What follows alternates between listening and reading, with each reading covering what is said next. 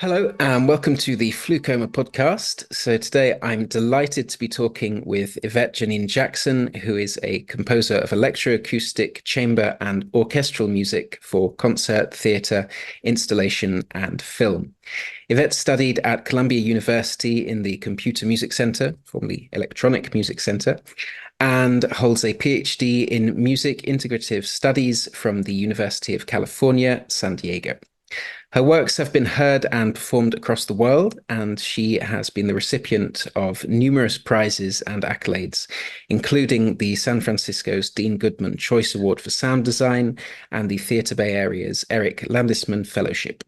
So today we shall be learning about her creative process and her approach to such FluCoMa-related concerns as corpus curation, diffusion, and digital interfaces. So Yvette, hello, and thank you for chatting with me today. All right, thank you, Jacob. I'm glad to be here. So perhaps you could begin by talking to us about how you got into music and composition. Thank you for that question. Yes, I got into music before I even was aware I was in music. My mother had enrolled me at the community school in LA, which is now the R.D. Colburn School for the Arts.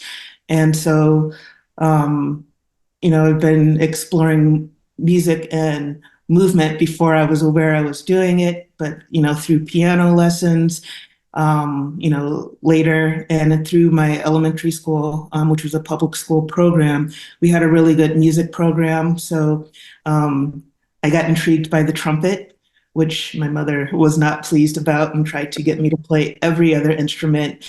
The clarinet, I had a second cousin's leaky clarinet that I tried for a couple of years, and the violin, but I eventually came back to the trumpet as my primary instrument. But I also was, I'd say by the age of 12, curious about composition. I would say partly either because I was growing up in LA or because of the amount of television that I was watching. I was interested in like film and television scoring. And so I was thinking about composition for that specific medium at the time. And then, yes, I went on to, by the time I got to college, I had intended to be a composition major, which they didn't have that as an exact major, but I, studied composition throughout my time at Columbia. But towards the end, found out about computer music. So, Well, you're talking to a fellow trumpetist as well, so I certainly know about having to try and organize one's practicing time so that it doesn't annoy other people in the house too much. But yeah, no, but it's interesting to hear that you came to composition through an interest to film scoring and images and movement, which shows through a lot of the forms that your work takes. So two important manifestations of your practice are radio operas and narrative sound space composition. So I wonder if you could talk about these two forms, maybe explain their differences and what they afford you as an artist. sure. As you said, the two terms I use most closely to describe my music are radio opera and narrative soundscape composition. And sometimes I use those terms to describe the same pieces of music. The differences to me are, the genealogy of the practices. So for me, narrative soundscape composition is an expansion of soundscape composition that emerged from the World Soundscape Project. So coming from members at Simon Fraser University, especially Barry Truax, Hildegard Westerkamp, those influences are things I thought about when approaching soundscape composition and wanting to expand those earlier ideas to include more as a way of approaching social issues and historical events. The term radio opera, I began using maybe around 2012, and it departs slightly from the historical definition or historical uses. But I use that term radio opera. The radio is pointing to the golden age of radio drama, specifically American radio drama, which for me is between the 1930s and the 1950s. I'm drawn to that acousmatic way of listening, the combination of sound effects and dialogue, narration, music, to help the listener create spectacle in one's imagination. And then the term opera, just because initially I was thinking of these larger works, although they're often kind of more episodic or serial as you would have, in radio drama or television. Hmm. So we'll be getting into more of the kind of technical nitty-gritty of how you construct those kinds of pieces, but perhaps just before, to round off a sort of general idea about some work you do. Another important aspect is improvisation as well. So I wonder how improvisation fits into this kind of fixed media and your compositional process. Well, I think my process is always dealing with um, uh, things that are presented as binary. So, and thinking about balance or juxtaposition of various ideas. So, while improvisation is embraced, I also am, there are elements that are composed with traditional Western notation. I use graphic notation. Parts of my process are involve working with musicians in the studio, and sometimes that might include guided improvisation or free improvisation. There's the juxtaposition of live versus fixed media, acoustic and electronic instruments. So I just have always, I guess it's kind of a counter binary or anti-binary approach to these things that have always been presented to me as, you can do this or you can do that, but you can't do this and that. And so I think my music addresses that. Okay. So it's interesting to find that kind of creative space in the juxtaposition of those two forms, which typically don't coincide with each other. Great. Yeah. So I would like to get into how some of these pieces work. So there's lots of ways that we could get into it. But I think one way that would be of particular interest to the FluCoMa listeners is around this the idea of the corpus, the collection of sounds, because in FluCoMa project, obviously we deal with corpora and how machines and computers can assist us in dealing with them, and especially when there's large amounts of audio. So I'd love to hear how you approach the curation of sounds that will populate one of your pieces, and what are the strategies, be they technical or more conceptual, that you put into place for exploring collections of audio and creating collections of audio. Thank you. As you were asking that question, I was thinking a few feet to my right, I have these hard drives that have a few terabytes of sound that I haven't been able to access for a few years. But I don't want to let go of them because I know that one day I'm going to be able to retrieve the sound from them. But I do have a collection of sound that I've amassed, I guess, since the mid 90s. So they're in various formats. I have DAT tapes, mini discs, things on hard drives, as I mentioned. And most of these sounds are a combination of things. So there are field recordings that I have made. I have recordings of chamber ensembles that I've worked with in studio sessions. I have just sounds that I've designed using a DAW or just different programs and short compositions that I've done, and I've collected all of these. The older they are, the less organized they are. And I'd say maybe the last 10 years are a bit more organized.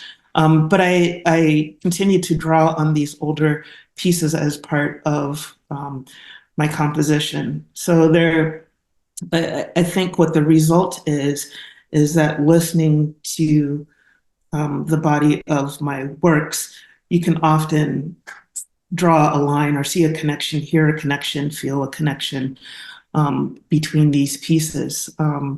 And especially thinking about how my works tend to focus on a narrative, at least for me, as the process of composing. I don't expect, in many cases, for the listener to be aware or hear the narrative that I'm thinking about as I'm composing. Yeah.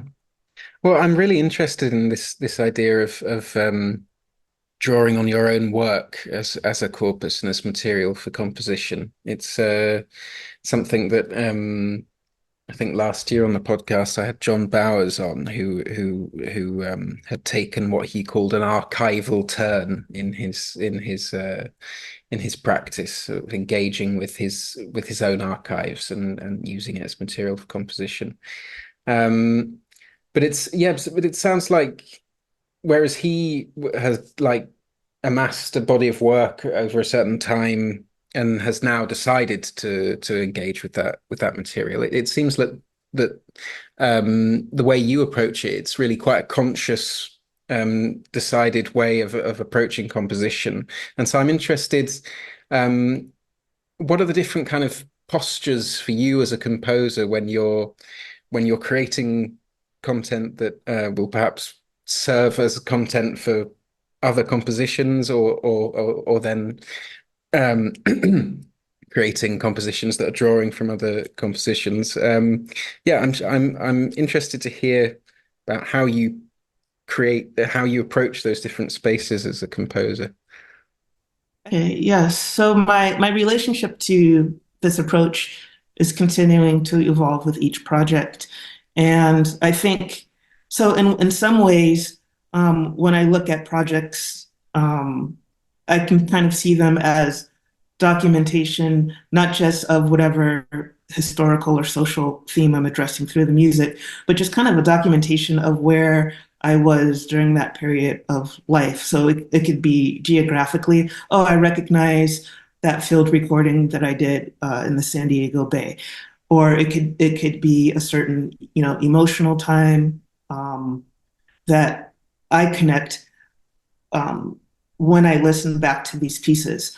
Again, that's my experience. The listener's experience is going to be a bit different, and unless someone has listened to a lot of my works, they might not see these connections. So, what this process of sampling previous works does for me, I am interested in, you know, taking a grain or a big loaf of something and repurposing it, reframing it in a way that maybe it's not even recognizable to what it initially was. So maybe its initial reveal is in some processed form, but later I might bring it back in a different piece in an unprocessed form. I like, kind of taking something familiar. I think it also this process allows me to use repetition in a different way, so I can bring something back in a way, and it's a different type of variation as you might, find in melodic music. So I'm not necessarily shifting the rhythm or displacing a note, but I am shifting the way that it's processed, or I might be stretching it out or reversing it or making it unrecognizable, layering it in a different way that gives new meaning to it. Yeah.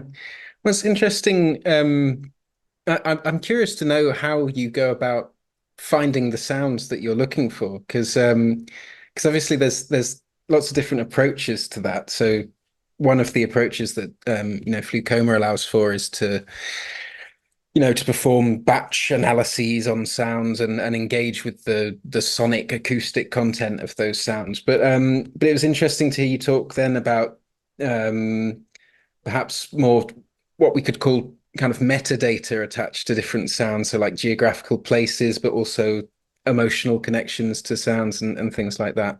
Um, so yeah, I suppose I'm curious about how you find the sounds that you want to use. I mean, I think this approach goes back to maybe my introduction to at least the formal education of electronic music. So, when I was at Columbia and I discovered Prentice Hall, where at the time the Electronic Music Center was being transformed by Brad Garton into the Computer Music Center. One of the privileges of being there at that time was being instructed by Arthur Krieger on the art of working with magnetic tape and these oscillators. And so we would get assignments like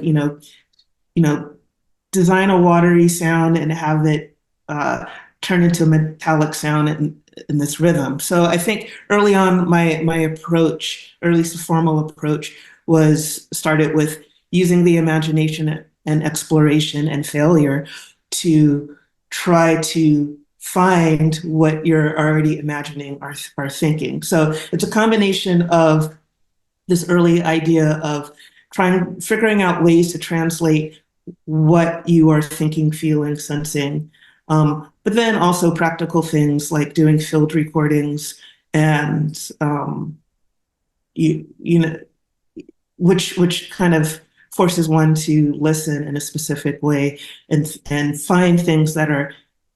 I guess I'm always listening for the things that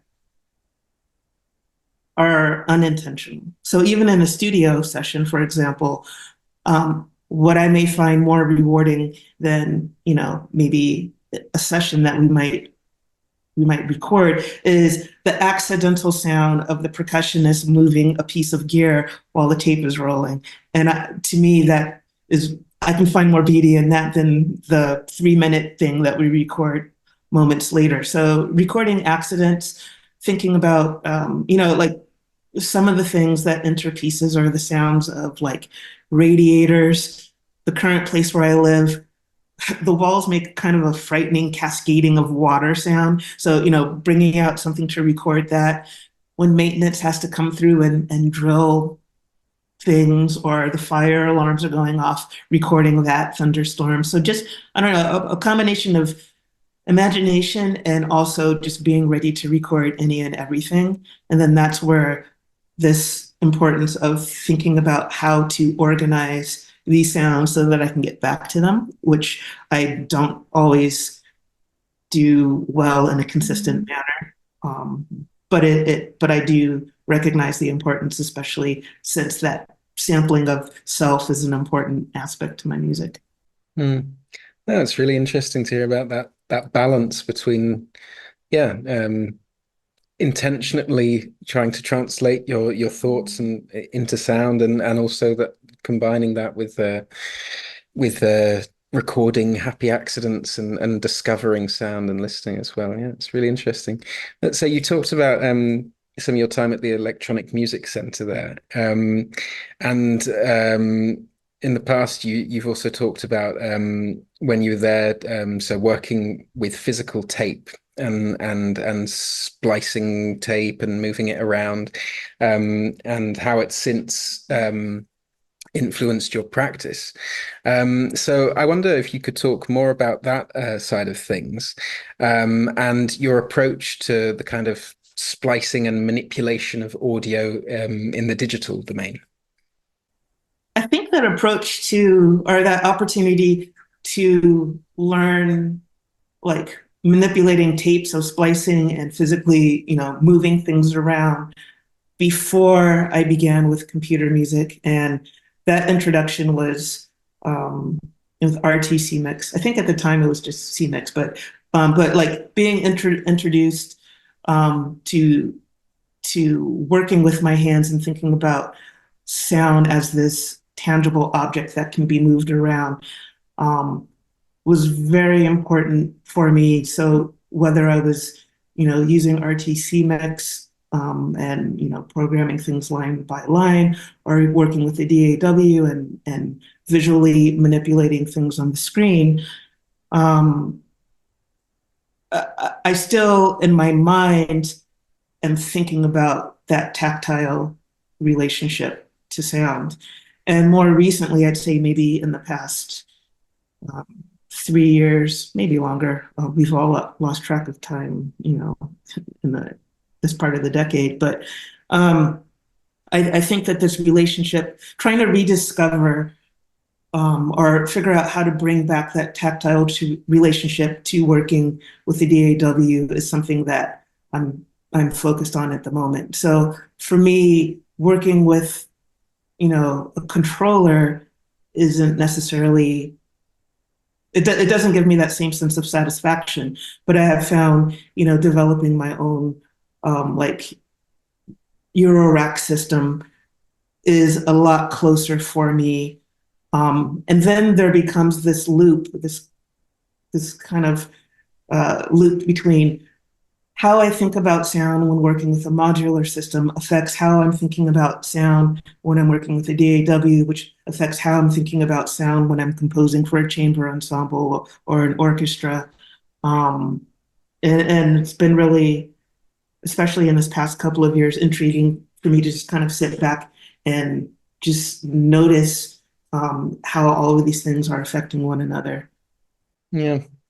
Well, I was going to ask if you'd found an interface that kind of a digital interface that kind of satisfies those needs and those memories of working with the physical tape stuff. And so, would the modular synth be a sort of way into tapping into that, or is it Yeah, something else? I mean, I think modular tape is part of it. Um, for my electroacoustic compositions, for a long time, part of that process was working with musicians in the studio and then taking those takes and using that as source material for my compositions. And in those instances, I might I might even use those recordings in an unintended way. So, for example, I might take the overhead mics for the drums to use a moment when they're capturing the cello. So I have this distant, not direct sound as part of it, and then do further manipulation, in the computer. More recently, I've been working with musicians, presenting them their written or notated material and workshopping them through my ensemble, aptly named the Radio Opera Workshop. But doing this with me performing the electronic parts live. And so I had a chance to do this at the Venice Music Biennale in 2022. And then the US premiere of that piece Left Behind at UC Irvine in April or March of 2023. And so the way I see this connection is, working in the DM, I'm in this box, but this idea of working with live musicians and me doing the electronics live has kind of exploded things out. And so in these live performances with the ensemble, that is primarily acoustic, I've worked with the Octatrack, so having this sampler sequencer allows me to interpret or create these radio operas which rely heavily on samples in a performative way, which I would use that along with, like a mono synth. For like I did a recent solo performance at the Big Ears Music Festival last month, and for that, I set up a modular system, where I had two rows. Within that system, though, I had two of the modules were samplers, in addition to the Octatrack that I had. So basically, I had three samplers, which still allow me to kind of take this musique concrète approach, and combine that with the synthesis approach. So basically, like two oscillators, three samplers, and then some processing along with it, which I think kind of matches the way I would work in the box on the computer. Hmm. You're talking about some of the performances you do there, and some of the setup that you bring to a performance space, which leads me on to another point that I wanted to ask you about. Um, because so in the past you talked about how your time as a sound designer in theatre and running the soundboard get inspired you to write music for the soundboard as an instrument. And so I wonder if you could talk about your approach to diffusion in the context of your various practices. So when you turn up for a gig or a performance, be it a solo performance or music that you're playing or have written for other people. Um, yeah, if you could perhaps talk more about diffusion and using the soundboard as an instrument. Yes, absolutely. My experiences both in theater and also for a few years, I was the production director of Grace Cathedral in San Francisco. So both of these experiences um, allowed me to think about both architectural space as part of the instrument, the relationship between the audience and what's on stage, but then also the soundboard as an instrument. And part of this was, the first show I ever ran sound for, the production director literally grabbed me out of the box office where I was working. He's like, okay, you said you want to do sound for theater. Okay, we need someone. We have previews tonight. We don't have a soundboard operator.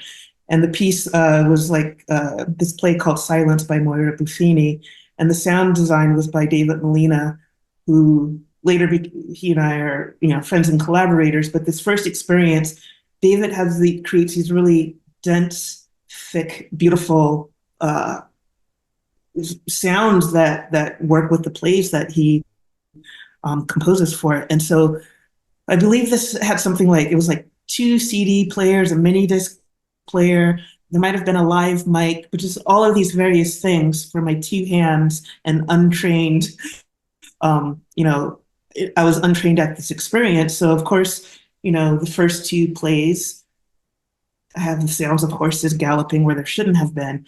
But this was a multi-week run, and I began to have this somatic relationship to serving the sound for this production. So I began to think of the sound designer as, the sound designer is the composer, but thinking about the stage manager as the conductor and me as the musician, weaving in and out all of these textures, which is a similar tape if you think about like working with uh, like 4-track tape as an instrument and bringing in and out these different layers. Um, at, even before that experience, I began thinking about not just composing for theater, but composing theater. So taking these elements of sound effects and music and dialogue and movement and later lights and all of these other elements and composing them. So whereas part of my influences of radio drama, you have a team that you could as the composer bringing all of these elements together. With radio opera, there's usually, or in my imagination of it, usually one composer. Although I do think when I'm working with my ensemble, everyone is a composer. We're co-composers in these experiences as well. Hmm. And another kind of quite particular aspect of the soundboard as an instrument that I'd be curious to hear you talk about is the fact that it's obviously very dependent on the space that it's installed in, and so if you're diffusing a piece on the Hiss in Huddersfield or in Birmingham at Beast, then not only will the interface of the soundboard and the way you're diffusing things be different, but also the space will be different, and the number of speakers and the physical architectural space that it's installed in, all of that changes. So I wonder if that's how do you approach your works living in how do you approach the physical spatial aspect of your works living across different performances and living in different spaces? Well, when I was initially developing this idea of radio opera, part of that idea was that, these are kind of modular narratives um, that would be adapted for each venue and thinking about the space and how and when they would be performed. Um, when I'm composing, often I'm working in a situation where I'm not necessarily composing in a multi-channel environment. And it's a luxury when I can do that. I had the opportunity in Huddersfield to compose in that way, which was great. Um, often it's like 30-minute. The majority of times it's the experience where I compose something in stereo. I'm imagining it in multi-channel. I get to a venue and fortunate to have like 30 minutes the day before or the day of the performance to diffuse it for that space. Um, and I've been, so when I do have the luxury of being able to sit in a studio and think about things early on of how I envision these sounds in a multi-channel way early in the process, um, one, I appreciate it and consider, these opportunities a luxury. Um, and I try to hold on to the memory and think about like what I can hold on to and apply to subsequent compositions. So I was trying to think, I think like the place, like when I was last at Huddersfield, I presented a piece in 4 channel, I believe, and I do now have that set up at home and at work that I can work in. And Birmingham might have been like an 8 channel. When I was at the Cube at Virginia Tech, I think the full system is 140 speakers. So I did like an 138 version, and I had to change my approach for there. And I was lucky to be able to spend a week doing like the spatialization workshop where, you know, Eric Lyon is really, focused on this idea of spatial orchestration. Prior to that experience in 2018, I was thinking more kind of ambisonically and like these general ideas of where the sound is coming from. That experience in that space at Virginia Tech made me kind of really change and kind of be, I guess I'm a believer in this idea of spatial orchestration and really mapping things out to the specific speakers because like the clarity and the experience of that composition was so much richer in my opinion. So um, I figured out ways to kind of prepare myself for those opportunities. But the ideal situation, I think, for any composer would be to be able to think about the diffusion as part of the process and not an afterthought. Hmm. Well, it is interesting to sort of. I mean, I don't know if I agree with it completely, but a lot of musicologists kind of assess the contemporary situation in music and see space as being, if not like the primary kind of field for exploration for contemporary composers, then at least something that defines, sort of 20th and 21st century music, this access to space and spatialization and things like that. But and it's interesting to consider that, yeah, it's something that is really quite to have access to that during the compositional process is something that everyone is not going to have access to, and certainly, we can have like maybe, if we're lucky, 4 or 8 or 16 channel setups at home, but you're certainly very lucky indeed if you're going to have a 100, 150 setup at your house. But yeah, and so yeah, it's interesting to hear how contemporary composers approach that, and the fact that, yeah, space will always be something that it'll never be a parameter that you can standardize and that will be the same across different performances, much like most parameters in music. And anyway, I would assume. But yeah, it's interesting to hear how people approach that question. And I think, this can be expanded, maybe thinking about what the piece looks like on paper. So, having schematics of how and where these sounds are approaching. So, I mean, I do use storyboarding as a part of my process for composing, regardless of, instrumentation. And I think maybe that could be expanded, thinking about like the direction of these sounds and how they are moving. Maybe thinking about kind of maybe I guess the analogy, and I don't know how great my analogy is like the shot list for like a film and thinking about, the types of angles and motion that the camera will take, maybe during the scoring process, which I know not every electronic computer music composer uses, but maybe that could be incorporated earlier in the process. I mean, I know if I'm using Macs, I can do that in the comments and just kind of leave comments about how and where I want things to be. Yeah. Yeah. So returning sort of very quickly back to the conversation around samples and constructing different pieces. One question that I didn't ask you earlier is I've heard you use the term destructive editing in your approach, and I was really intrigued by that. I wonder if you could deconstruct that term. Is it something that is conceptually close to something like subtractive synthesis, or is it? Yeah, I wonder if you could talk about what destructive editing is and how it manifests itself in your process. I think I started using the term destructive editing with the first piece that I called a radio opera. So there's a series of pieces called Invisible People.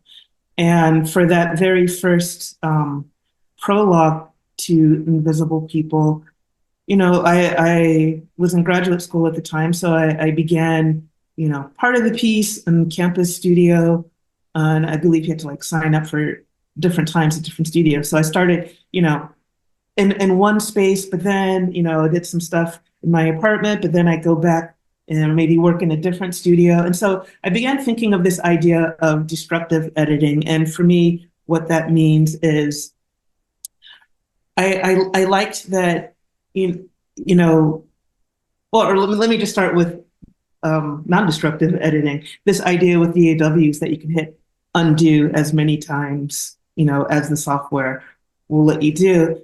And with this idea of destructive editing, once I have this idea, say maybe I start a piece like Invisible People with Pro Tools, and I kind of bake these ideas and then take these sound files and then work maybe in my apartment with, Digital Performer or something like that. Yes, I could in theory go back and find the original files and undo, but I have so many layers of how I compose that it makes it really difficult to kind of go back and undo. And so this idea of destructive editing that I can't go back and undo makes me just focus more or listen and make these decisions earlier on about what I'm going to keep, what is going to be a part of the composition. So for example, in Invisible People, there's a moment where there's a sound bite and it's pretty distorted, and I could have fixed it the first time, and I did not fix it the first time. And so that becomes a part of the piece and actually kind of informs kind of future pieces, thinking about how and when I leave things distorted or not clear, or whatever other artifacts are a part of that. So it really comes down to decision making and committing to being intentional and committing early on, or at every stage, various stages of the process. That's really interesting. Yeah, so, well, it's interesting to hear that. So, yeah, that kind of that technical ability that the digital and the computer allows us for of being able to, yeah, constantly being able to go back and not having to commit to decisions and to be able to try out different scenarios, which, obviously must impose a very kind of specific relationship to material and to time and to manipulation of material. It's interesting to hear you, yeah, sort of consciously wanting to go against that and find a way of going against that. And then at the same time, talking earlier about the idea of modularity in some of your pieces, which, I mean, obviously modularity existed before computers existed, but I suppose in my kind of anachronistic perspective, modularity is quite a computational kind of approach and way of thinking. Yeah, it's really interesting because, yeah, I think even in some of my own experiments, I mean, it's not in the same way of kind of taking away the kind of undo button, but in some of the systems I create, I think I kind of subconsciously, purposefully create systems that are very random, and that if I get to a state, I have to do something with it now. And because I know that I won't be able to get back to that state another time, and it's something that I find quite stimulating as an artist, I think. Yeah. But yeah, so on that kind of in that realm of computational ideas and thinking that stimulate your practice. I mean, you talked earlier about how ideas from different domains kind of interweaved and inflected each other.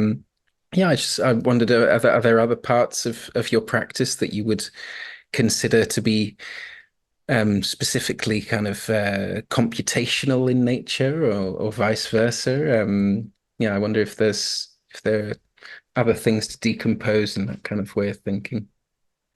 Yes, this question came up for me last year. I had a commission for the International Contemporary Ensemble, and the commission, I composed a piece for 13 instruments and electronics. So I guess technically 14 instruments. The electronics part was playback, but I was trying to think about, especially, this was coming after touring with my radio opera workshop ensemble, and thinking about how do I take this practice that began as like a strictly electroacoustic multi-channel practice and experience, and transform it into something that is a live experience, especially with and interpreted by other humans.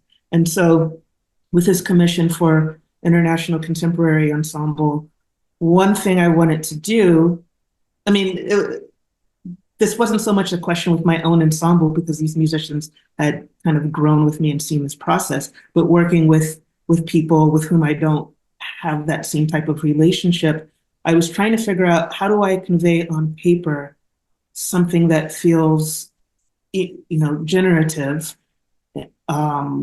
in a way that it could still be a living, breathing composition in which the musicians have some sort of agency, or the conductor has some agency in shaping the shape and form of this. And so, I mean, one of the things I borrowed pretty much kind of comes from like kind of the follow actions in Ableton. And Matt, so I've mapped it out in these series of bars that are repeated in the score, but having different arrows with directions for what the musician can do, like which direction one can go. From measure A, you can only go forward, you can repeat, or you can go forward. Measure B, you can go forward or backward. C, you can go to any direction. D is on cue. And having, sections where there are types of instructions where I've borrowed from some other way of working with sound. This also comes into play, as I said, like just working with my Eurorack system, and sometimes coming up with these ideas which start to generate, using LFOs to get a series of generating ideas, and thinking about, well, how would I translate this into like a MIDI idea, or a notated idea for other musicians. But then, yeah, just kind of this conversation between these various sonic practices. Yeah, yeah, it's really interesting. I'd like to move on to just a few broader questions because we'll be coming up on an hour quite soon. Yeah, one question I wanted to ask you. From what I understand, you and I think probably quite rightly seem to draw a separation between sound design and composition. And I just wonder if you could talk about these two practices that you've got a lot of experience in both, and what it is that makes them distinct, and to what extent, at least in your practice, do those two different activities interlap? I mean, I have friends, colleagues, peers who will be prepared for about a fisticuffs if you use these terms interchangeably. But I mean, for me, I think just like within the object of radio opera, where I'm juxtaposing, acoustic and electronic and compose and improvise, I think for me as a human, as an individual, I am trying not necessarily to juxtapose these two different terms of sound design and composition. Um, because I feel like then that's asking for like a compartmentalization of self. So, I guess the ego is inserted in some ways in the choice of language used to describe my practice. And so I'm actually interested in integrating rather than separating these ideas. And so, for example, in a composition like Spawn, there are moments where I think I get elements of so-called musicality emerging from the sounds of, the squeaking door in my apartment.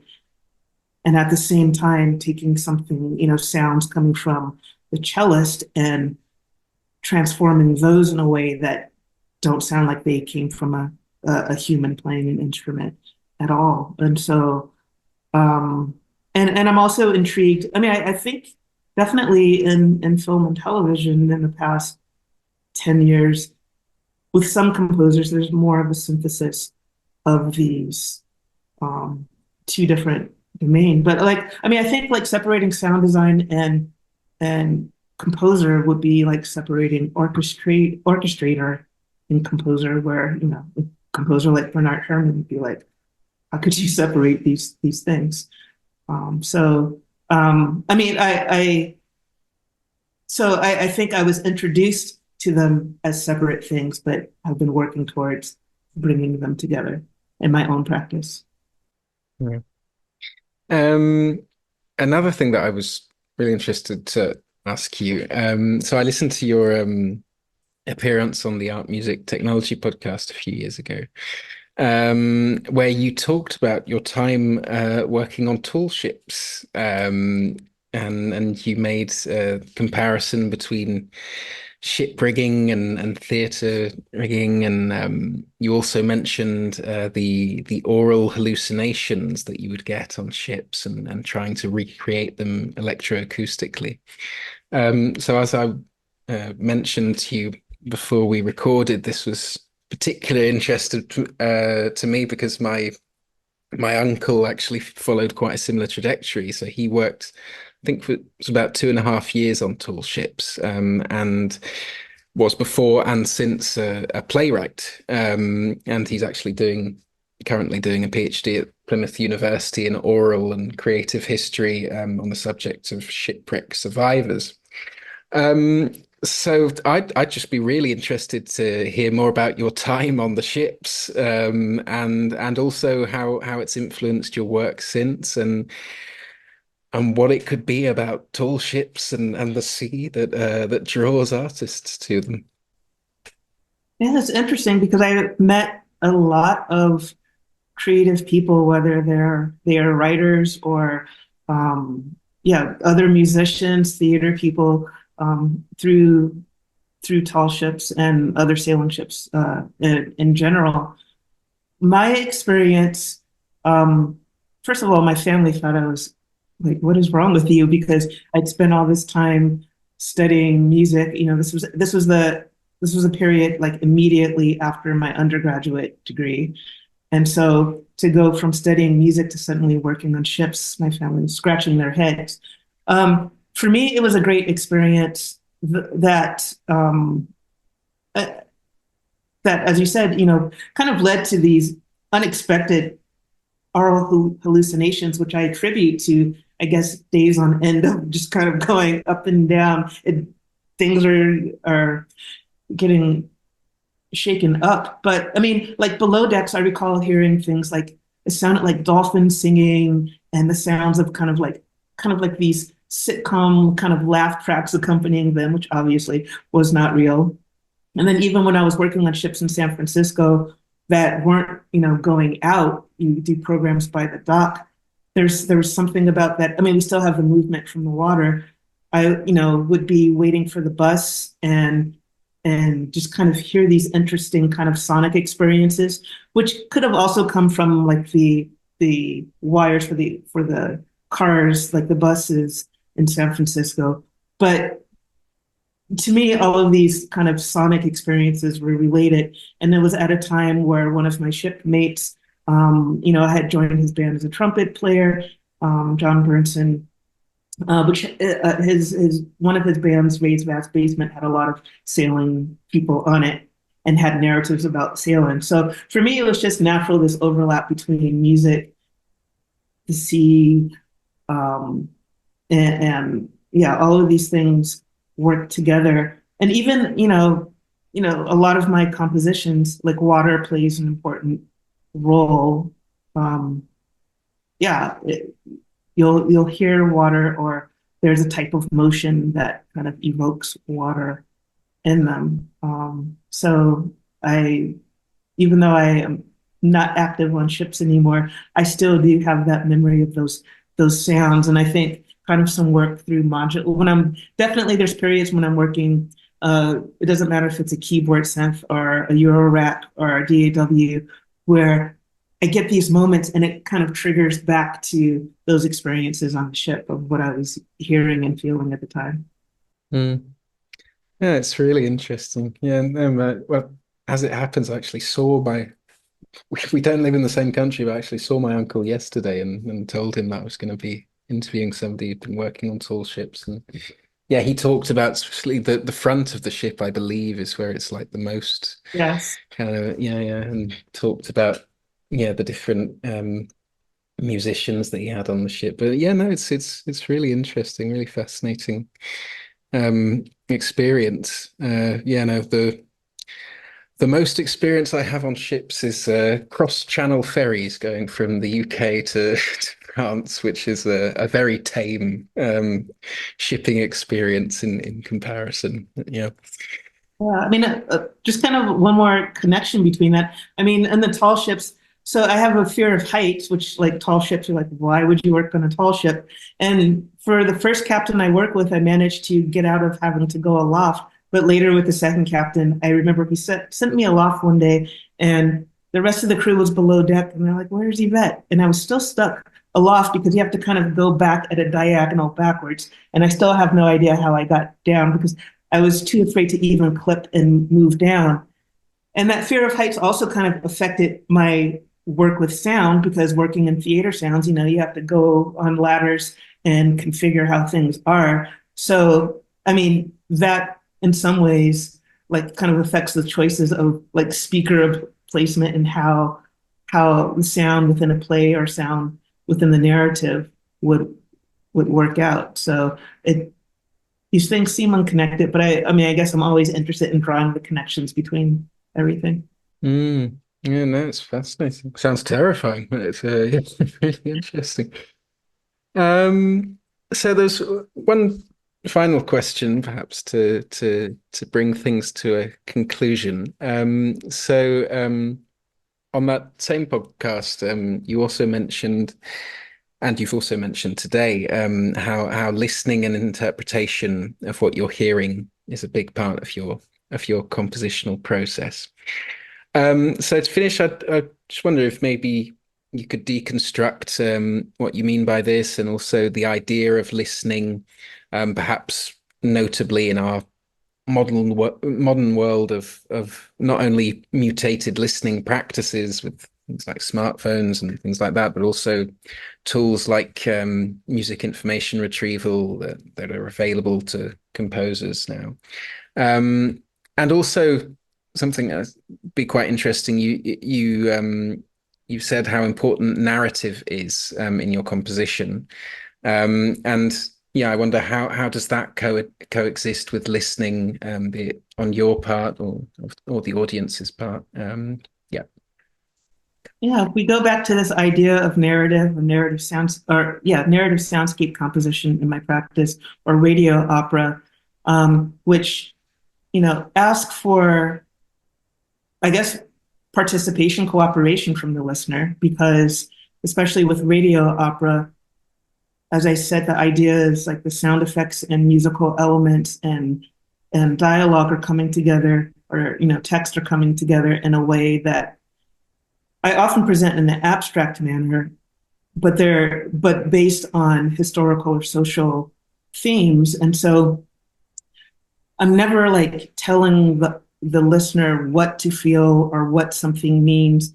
I am usually hesitant about providing too much information beyond the title, but too much narrative information like in program notes, because I want the listener to have their own experience of listening.